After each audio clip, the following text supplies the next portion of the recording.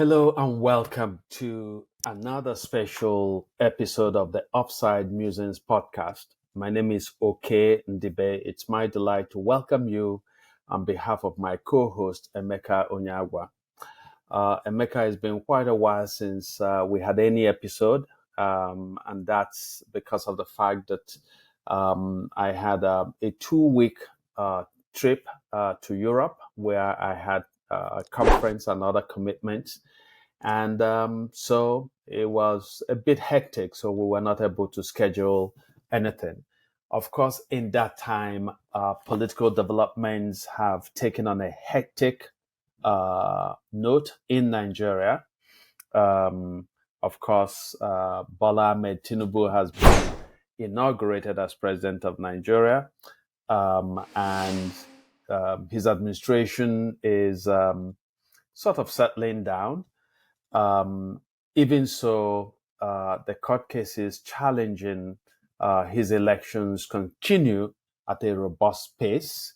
And just recently, there were elections into key offices in the National Assembly, in which Godswill Akpabio emerged as the president of the Senate, whilst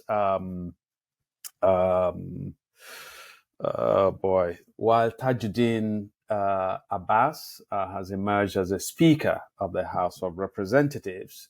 So that's another key development that we're going to be talking about. Tinubu's administration, such as it is, suspended the central bank governor, Emefiele, and he's been subsequently arrested by the Department of State Security, DSS. We're going to talk a little bit about that today. And then we're going to speak also about the mood in the country, and the mood outside of the country in relation to Nigeria. So it's a delight to welcome you on a kind of bumper episode. So you're welcome, and thank you for joining us. Yeah. So it's been quite a few things happening. I guess Tinubu got appointed and inaugurated, and he set out to do whatever he wants to do while he's there. I guess it's very interesting. Came out a couple of things here and there, chasing Emefiele around, coming out with a new student loan law legislation, and appointing his key people left, right, and center, even in the National Assembly, even though some people want to deny that. So all this is while the obvious court case is on, and those who are still fighting are fighting for the court case, and some are no longer in typical fashion.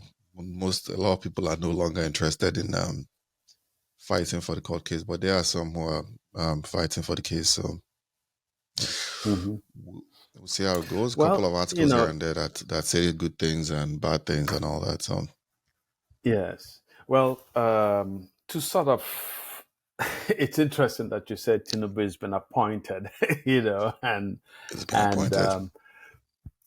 Because that, in a sense, is clearly the sentiment in a wide swath of the political circles in Nigeria. People feel that Tinubu was simply imposed on Nigerians. Of course, there is, in a country where politics is everything, some of Tinubu's fiercest political opponents have begun to indicate an openness, a willingness to working with him. So you had Bode George, for example, who told some newspaper that after threatening that in the event of Tinubu's election, he would relocate outside of Nigeria. A few days ago, he told a newspaper that he was now willing to work with Tinubu should Tinubu approach him to help, and so on. And there was that meeting between Femi Falana, the activist lawyer, whose son, who is a social musician and social entertainer, produced a scathing skit about the fraud and the forgeries of the last election. Femi Falana did go to meet with Tinubu. Former President Goodluck Jonathan held meeting with him a few days ago. And you can see the usual mood in Nigeria, which is a settling with whatever power is in place. I think that there is some devastating documents that have emerged in the tribunals where Tinubu's election or selection is being contested by the Labour Party's Peter Obi and the PDP's Atiku Abubakar. I think they've produced some devastating document showing irregularities of significant impact that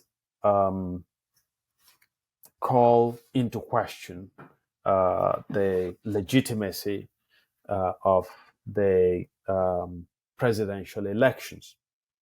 So the question is, what is the judiciary going to do? We know that in Nigeria, there is really no history, there is no precedent for the judiciary removing a government that has been sworn in. It's never happened in Nigeria's history. I stand to be corrected on that.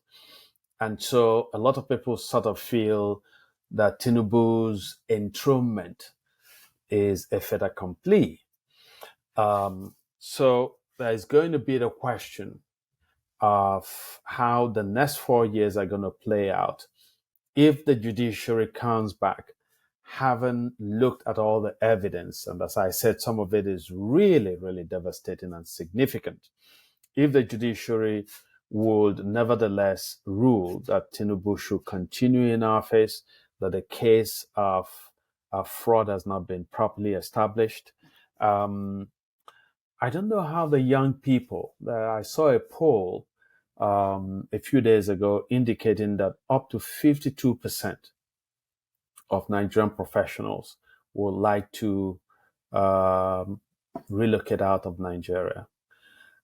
That's a very bleak statistic to look at. And yet, you and I know that Bloomberg Reports just issued a hagiographic evaluation of Tinubu's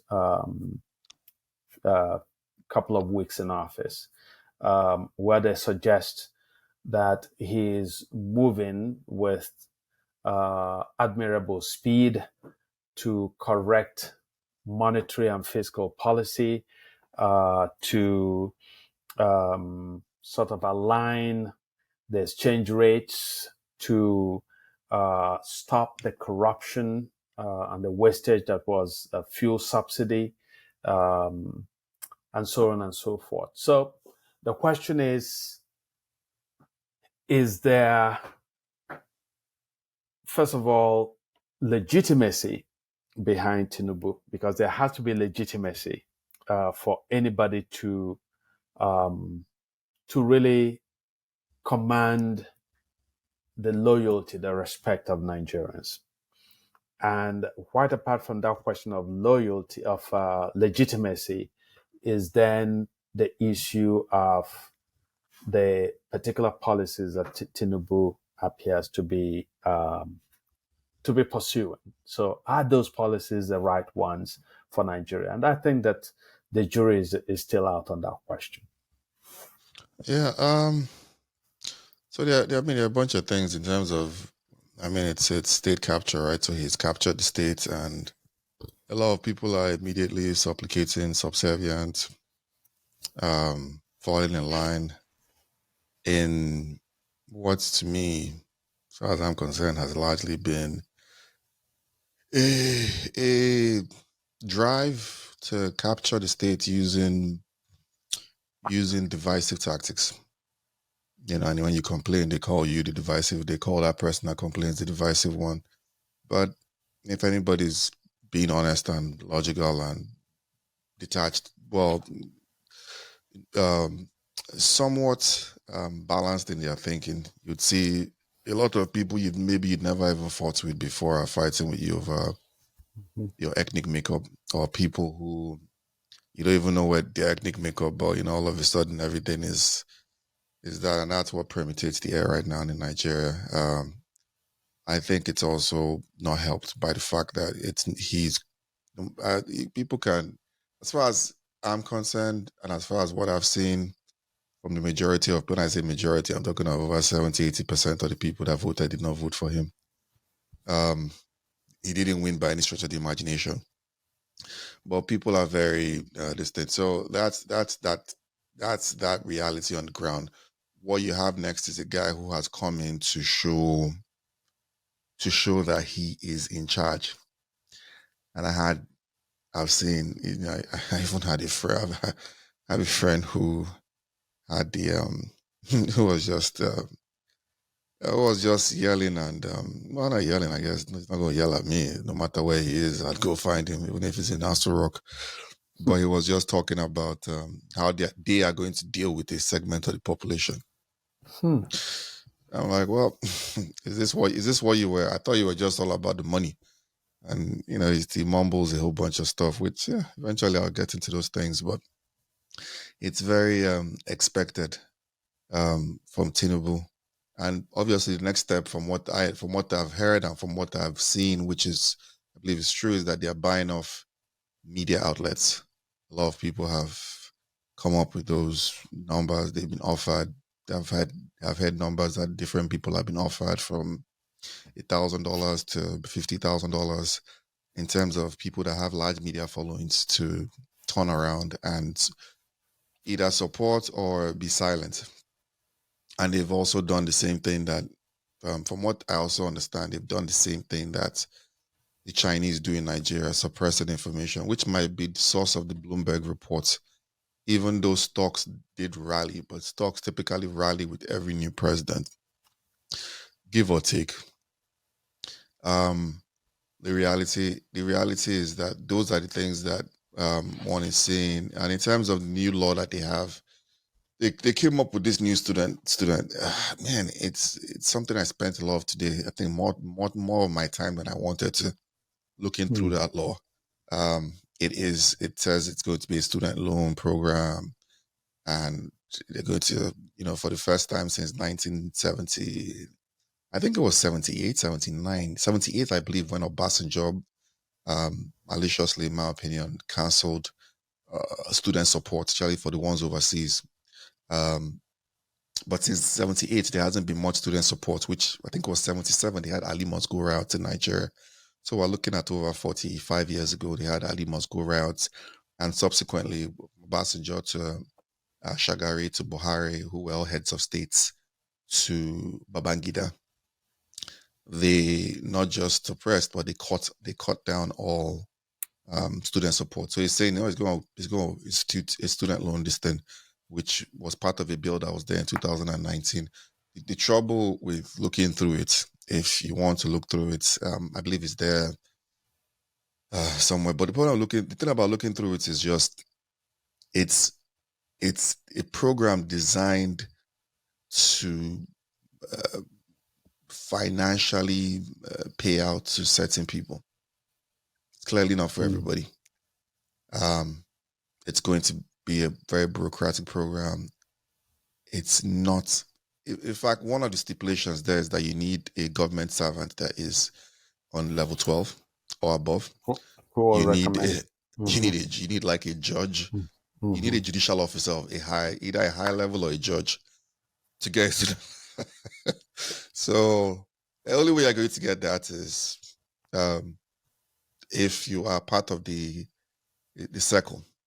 If you're Well, that's listening, so that's that's that's a typical way that social goodies are divvied up in Nigeria. I remember some years ago I went to Lincoln University to give a talk in Pennsylvania.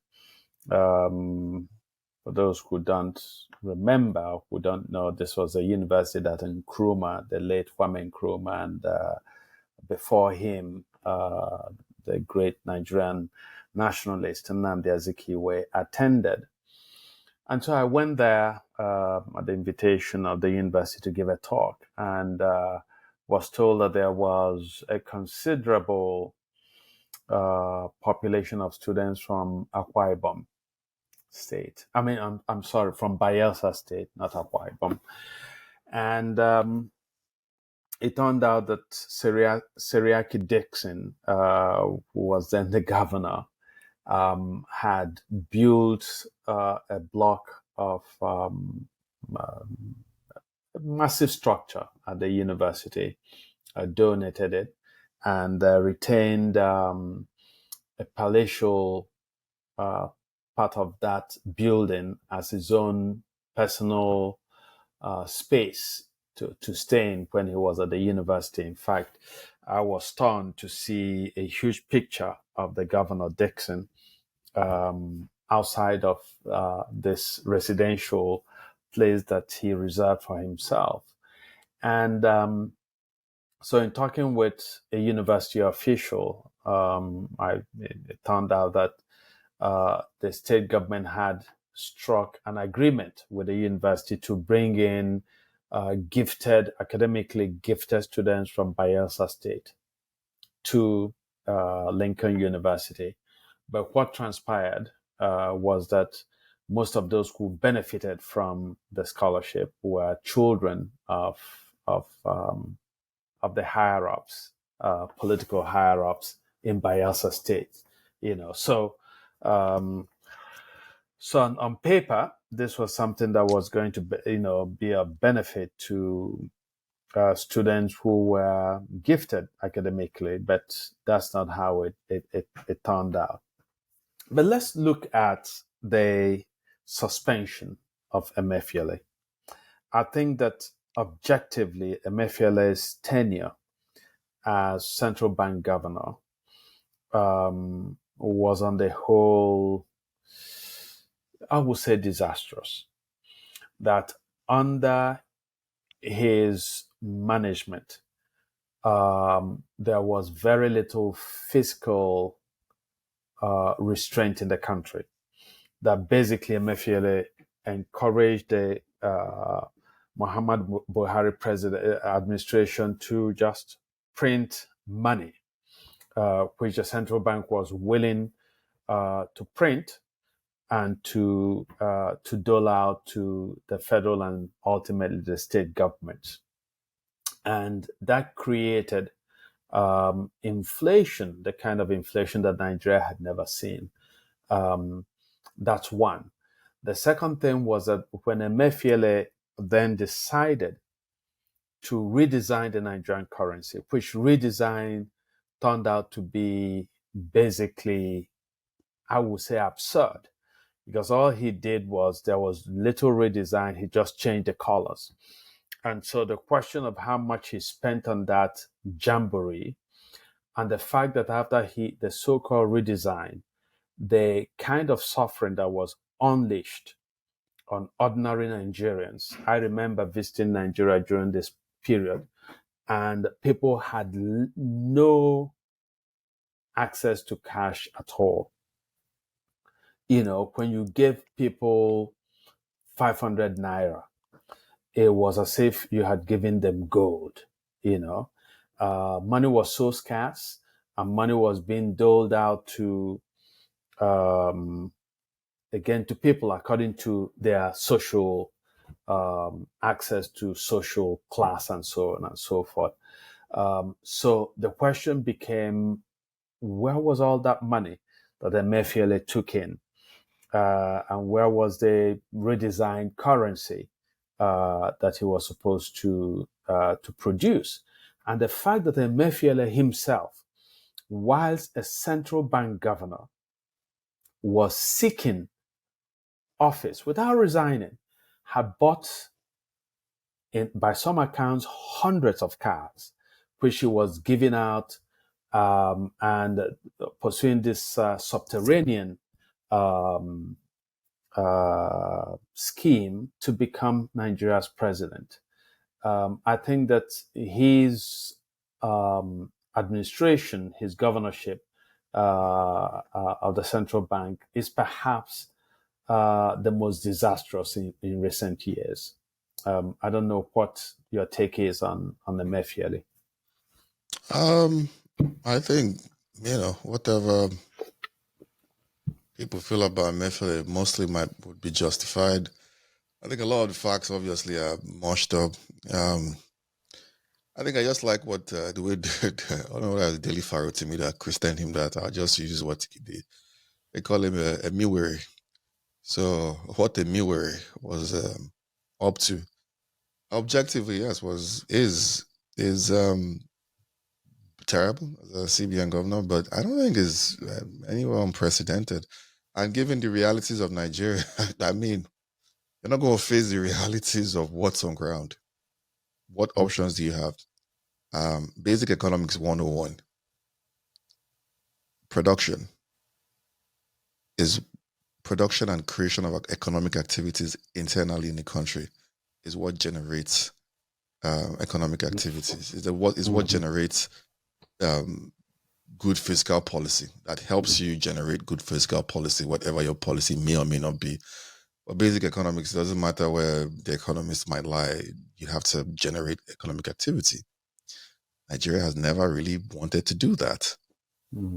They advocate more and more from generating economic activities. And all they have come to do in Nigeria is talk about sharing the national pie or the national cake. That's not how economies work. It's just basic economics 101. If you keep on that way, yes, you might get away with it like on the edges, or maybe for those of us who grew up privileged, we'll be fine, right? But that class will keep on shrinking. You keep on having a far richer class like you have because they manipulate government policies.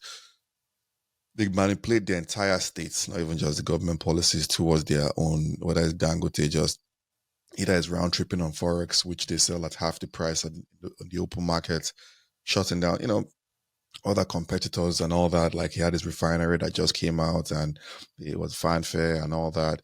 And like we've all known and we've all said, the refinery has no chance of working till 2025 at best, from what everybody has seen. Yeah. And more likely 2027. But what did they do this week? They shut down, and I'm going a little bit away I'm coming back to Emefiele, right? So they shut down, they shut down the subsidy on petroleum, which is fine, something they should have done ever since, right? But they've also now gone back to say Dangote can import through his jetty, an indirect subsidy still to Dangote alone. So I don't know, and he's going to be selling at the market rate, even though he's subsidized. And their justification for that is that somehow, some way, they valued his refinery, the Dangote refinery, at a certain amount, and then bought a stake in the refinery under Buhari. At the end of the day, you have a country that did not face its financial. Again, you can lock him anywhere you want to lock him up. You just have the reality of a country that does not face reality. Something happens, or God will come and solve the problem, or whichever fancy term is there.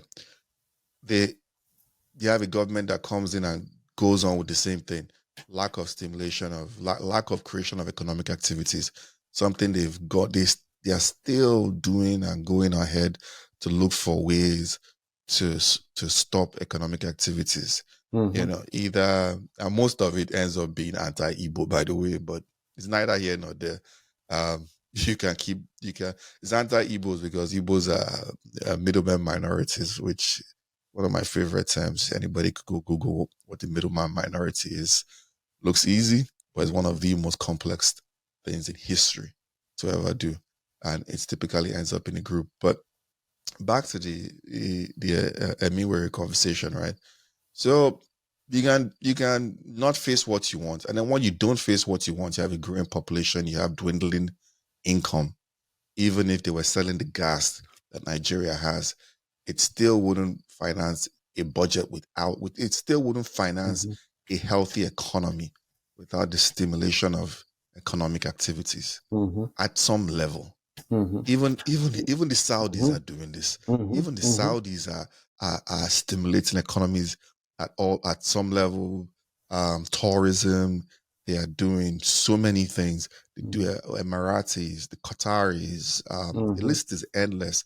Bangladesh, largest Muslim country in the world, with very steep conservative values. They are stimulating economic activities.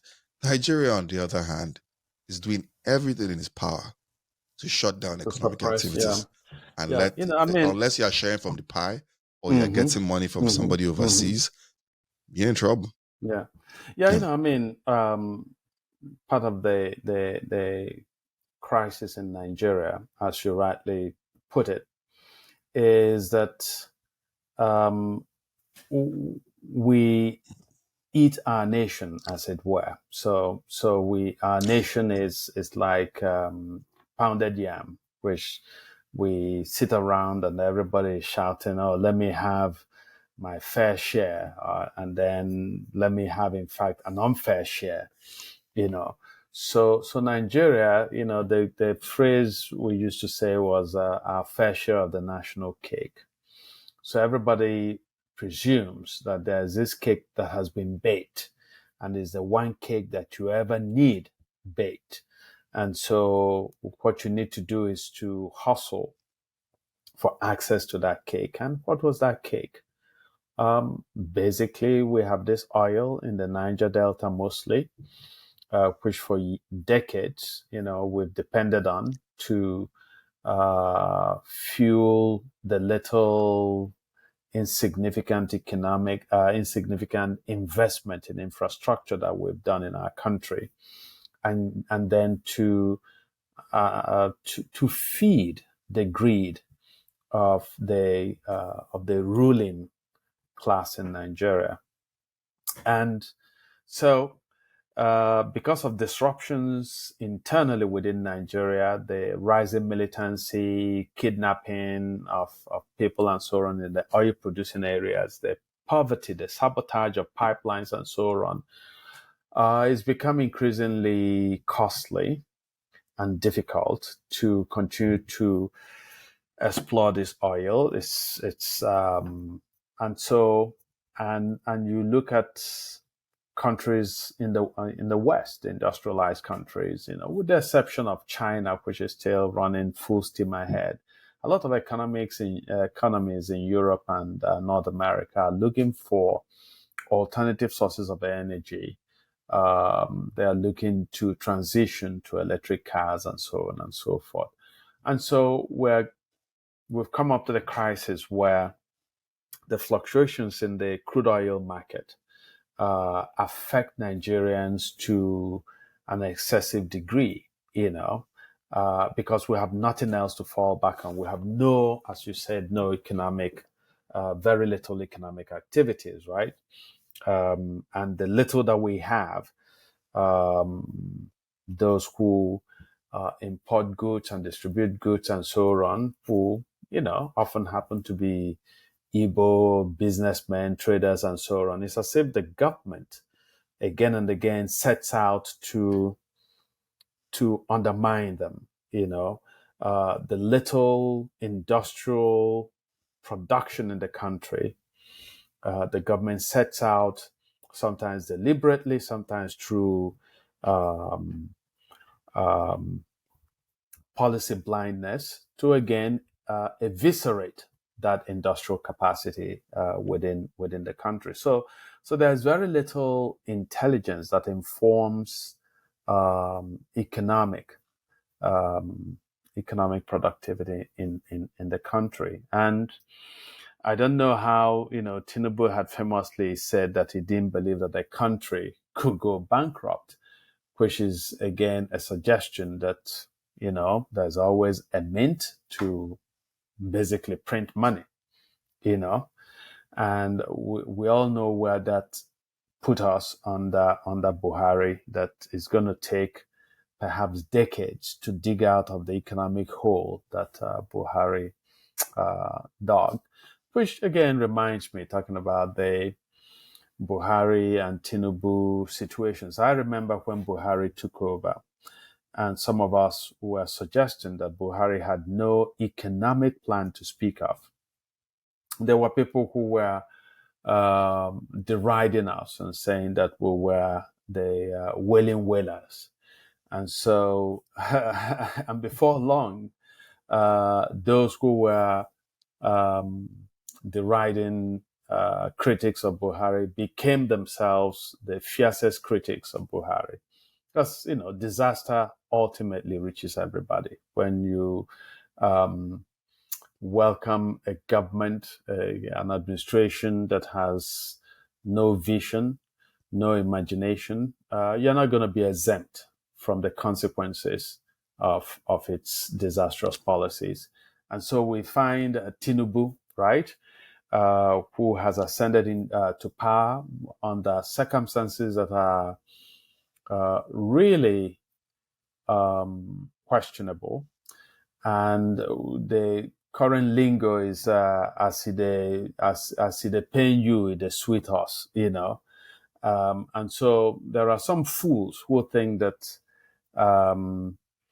the cornering of power is an end in itself. That in a sense they themselves have won some grand slam, without recognizing that ultimately, if people come to power without following the procedure that we have set out in our electoral laws, that there is no way ultimately that long term you're going to ensure that they stay accountable to all Nigerians, that they are going to stay accountable to themselves. They're going to ensure that the small cohort of enablers who made it possible for them to ascend to power, they're going to take care of those small circle of actors, and the rest of the country is going to suffer. And so there's always room for miracle. I think that yes, Tinubu's suspension of Emefiele is resonates. It's something that perhaps needs to be done. If Emefiele is held to account, in a real way, not in the Nigerian way of holding him, and then some people will go and sort of beat out some of the money he stole from him, and then they'll let the case languish in court for a decade until everybody forgets about it, and then the man himself will emerge as a political chieftain someplace. So, so we'll see. We'll see how Tinubu continues to unveil his policies. Should he, as so many people suspect, continue or be permitted by the judiciary to retain this power that a lot of us believe was illicitly obtained.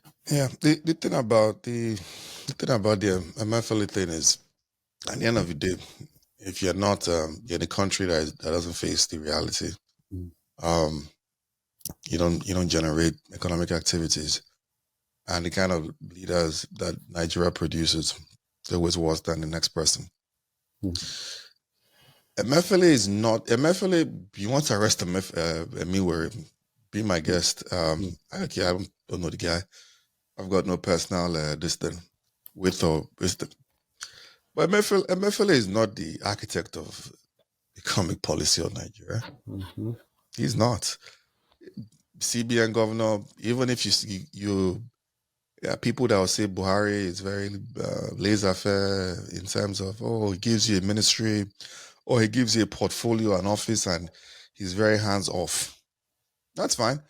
Um, but economic policy is not done by the CBN governor in Nigeria. I'm not talking about generally, I'm saying specifically in Nigeria.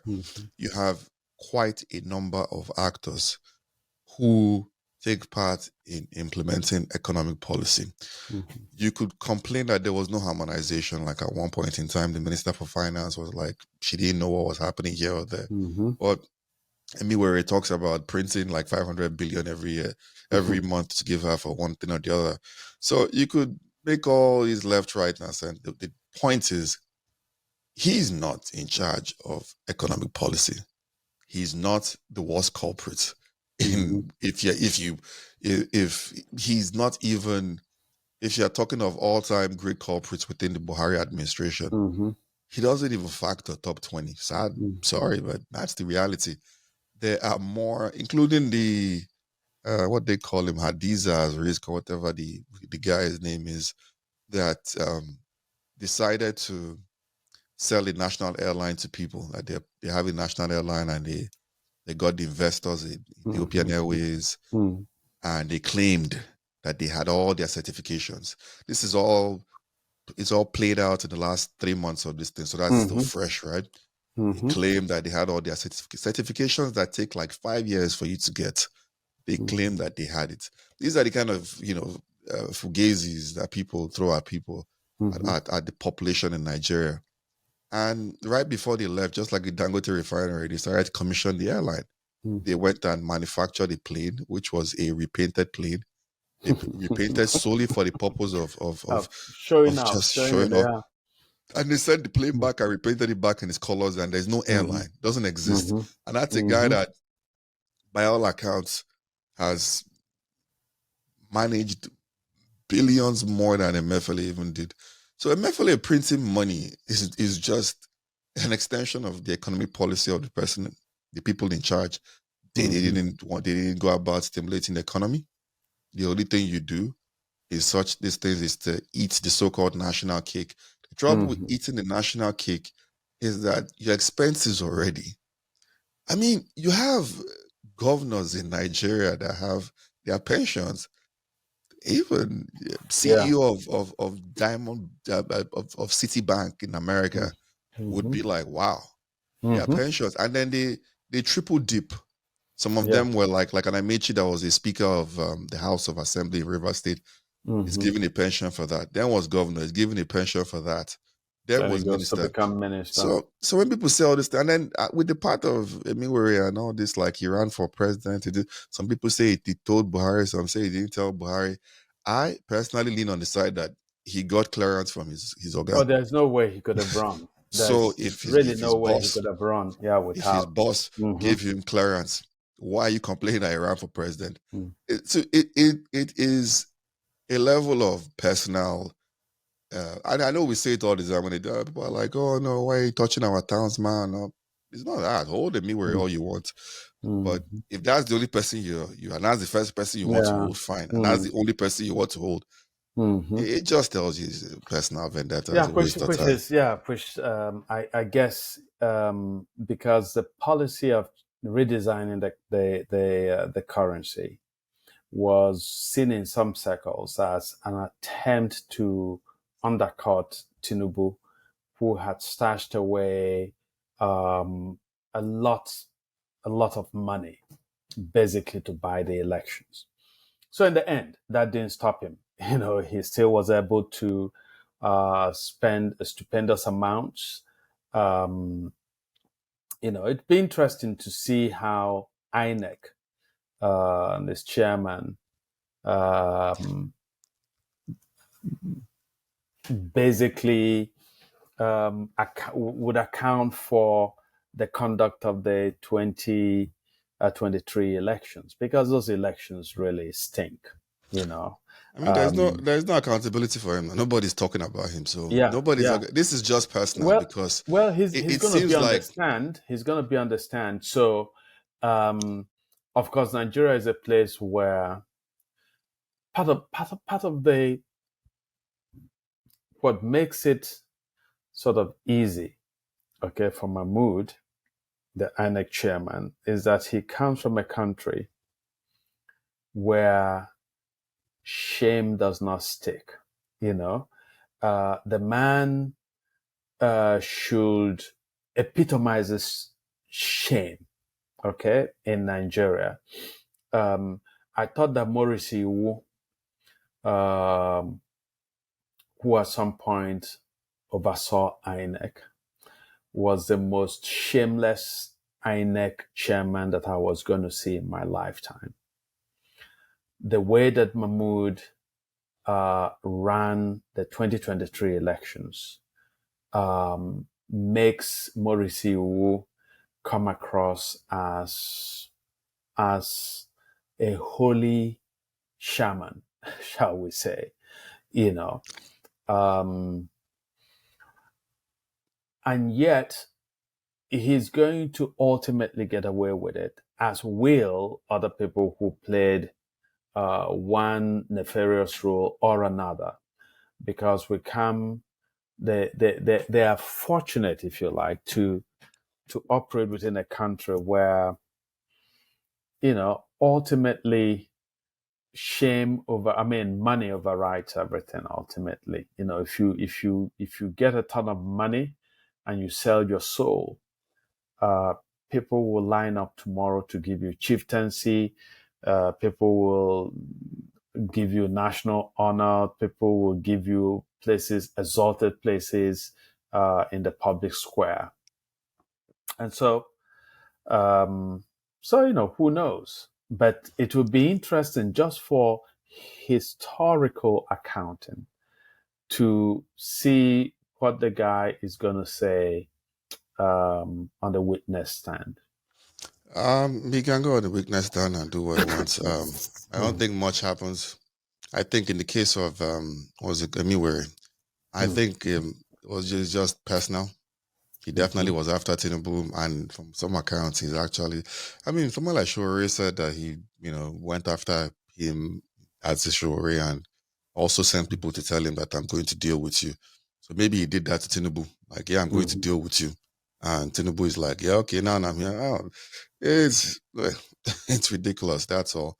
But yeah, that's just what it is. I don't see... it'll be as interesting for what Mahmoud would say, but what's he going to say that is different? What's going to happen? Yeah. Once you've subjugated, to some degree, Nigeria has been, subjugated, right? So, I don't know how badly, would it be like a Bacha's time, or I don't know. But like this law of the school law is just to buy people in their camp and keep them on the street. Same thing what they did in Lagos, where they put people in uniforms and kept them on the streets.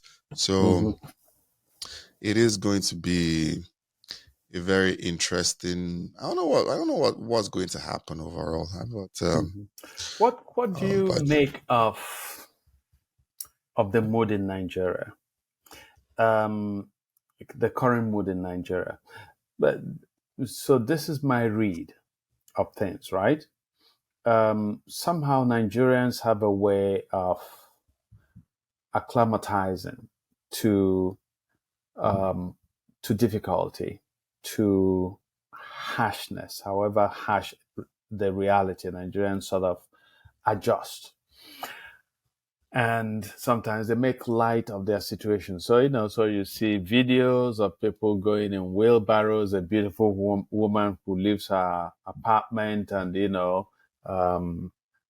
seems to be walls into her car, but there's a wheelbarrow that she gets on and the guy wheels her away as a way of responding to the honor, had to afford price of fuel and so on. And so we have this whole tradition in Nigeria of people, sort of finding a way to get by, right? But then I also have a sense that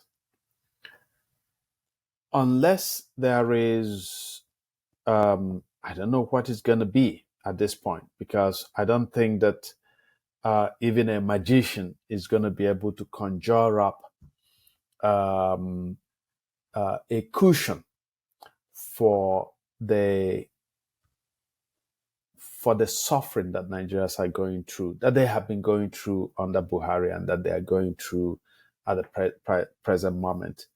So I wouldn't be surprised if there is a blow up, if there is an explosion in the country, unexpected, especially amongst young people who came out in great numbers to vote in the 2023 elections, and who saw their voices basically put to the side, stolen, dispossessed.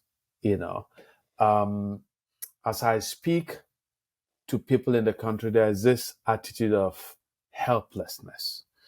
And when young people feel like they've been pushed to the walls and they are helpless, and they find that not so many of them are going to be able to run off to foreign countries, I think that is going to be a potentially explosive situation.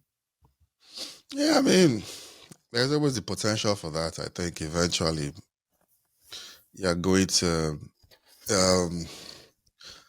with young people especially, you're going to have, at some point in time, there'll be something. I'm 100% sure on that. I bet whatever it is that there'll be something. What it would be, I don't know, because it is. I have all these people who wake up and they turn to ethnic champions and tell you that Tinubu is the man for the job now and all that stuff. And I say, look, nobody goes through this level of goes through all this to get an election. Bribe, cheats, pays people. I've been saying that people are getting paid. People are like, nah, I'm like 100% confirmed it with people's families. Even the ones that didn't want to talk, confirmed it with their wives and kids. Like, yeah, daddy's went on some weird vacation. I'm like, there you go. So you're seeing some of these things. And you've seen a guy who has done all these things. And somehow, some way, it will be the first person who has gone to this length. It will be the first person who has gone to this length who you feel wants to either improve the country or improve a lot of your ethnic group or the Yorubas is going to be greater than our, it's like, yeah, did he do that in Lagos? So at some point, Nigeria is a much bigger fish, and people say, does water run in Lagos, or which school? Does anybody go to public schools? I remember growing up in Nigeria, even though I never went to a public school growing up. Well, a lot of people I knew, a lot of people I went to religious gatherings with, went to public schools, Eric Moore High School back in the day, Ibaria State, which I actually was there for a couple of weeks while they were sorting out my results. A lot of people I know, a lot of people who are doing pretty well in the world today, went to these public schools. People stopped going there like right around the time Tinubu got into office. Nobody goes there anymore. No water, no none of these things. So you're going to almost likely end up with a crushing situation. You're going to end up, I think some of the best analysis I've seen is just what's the best predictor of the future, the past. What did he do in the past? Leverage state assets to buy state assets. I think that's probably from what I even know, that's the goal. That's the goal. That's the goal. The goal is to Do you think he can get away with what he did in Lagos at the federal level? I don't think so. Because there, you see so many different actors, you see.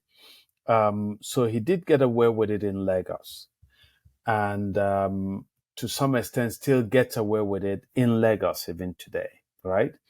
But I think it's going to be a tougher game getting away with it in Abuja, because there are so many more different actors, both domestically as well as foreign, that he has to contend with. But let's, because we're quickly actually getting on. So I'd like for us to look at the emergence, if you like, of. Are you there? Yeah, listen. No, I'm Okay. listening. I just Okay. Okay. I was. The emergence of Tajuddin Abbas as the Speaker of the House and Godswill Akpabio. So it's interesting that Tinubu, there was some seeming opposition to this slate of candidates that he endorsed, and his candidates won handily. I think that there's something to be said for Tinubu, that he knows his political game, at least to the extent that that political game is played in Nigeria, that he knows how to deploy resources, strength, carrots, and so on and so forth to get his way in places. Now, I think that so on the one hand, it's good that a party is fully in charge, that the party machinery has its own officers in place at every level of governance so that they can say, we're clicking on all cylinders, we have a certain agenda, we're going to be able to push that agenda. Of course, the risk you face also is that sometimes there's a rubber stamping of even terrible, odious policies by the president. When the Senate president and the Speaker of the House are handpicked, as it were, by the president. So that's going to be a huge test for how Tinubu's policies pan out, if it happens that in the end Tinubu continues uninterrupted as Nigeria's president. I don't really think it matters. I just think they're all the same. Thieves, criminals.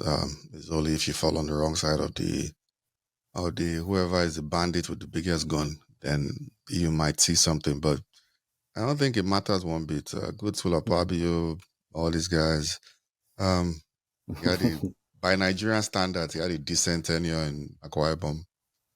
But by any real objective standards of humanity, he's a criminal as well, as far as I'm concerned. Don't see any difference.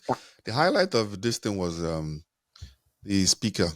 The guy was elected speaker, the Tajuddin Abbas. His two wives got into a little shoving match out there.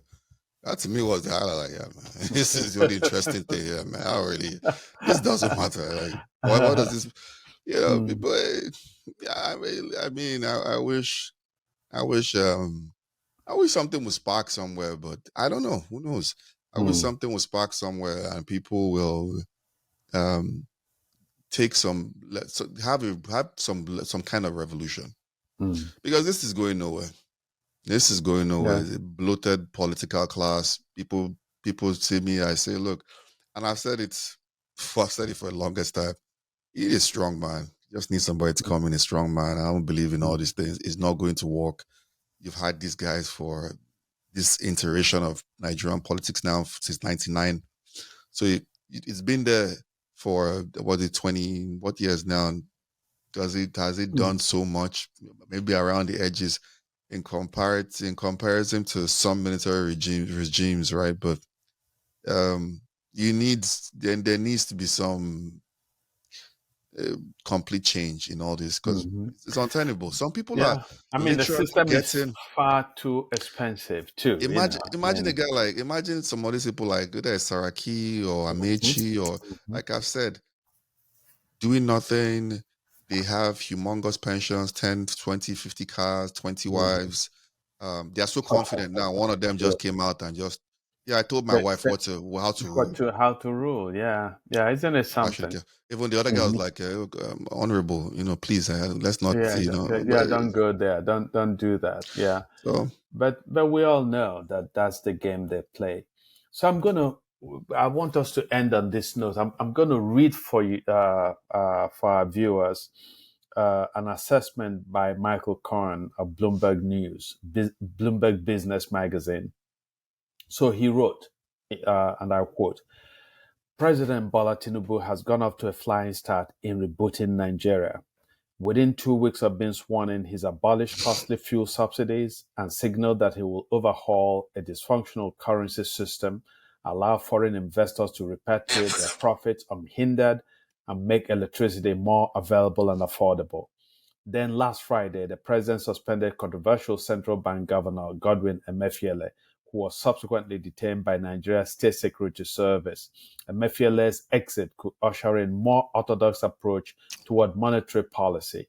During his tenure, the central bank loaned billions of dollars to the government, helping push public debt to a record $164 billion, and oversaw a complex system of multiple exchange rates that drove businesses and citizens alike to the black market. So that is the take of Bloomberg Business Magazine. And I think that we're going to see in the coming weeks, I think the shape of Tinubu's economic policies. My free advice to Bloomberg: they should do a little background check on that guy that wrote the article. That's my free advice. Go check it out. You will thank me when you're done. Go check it out, man. Wow. Yeah. All right. So thank you very much for joining us on this episode. And we look forward to presenting another episode shortly. Have a brilliant rest of the day. All right.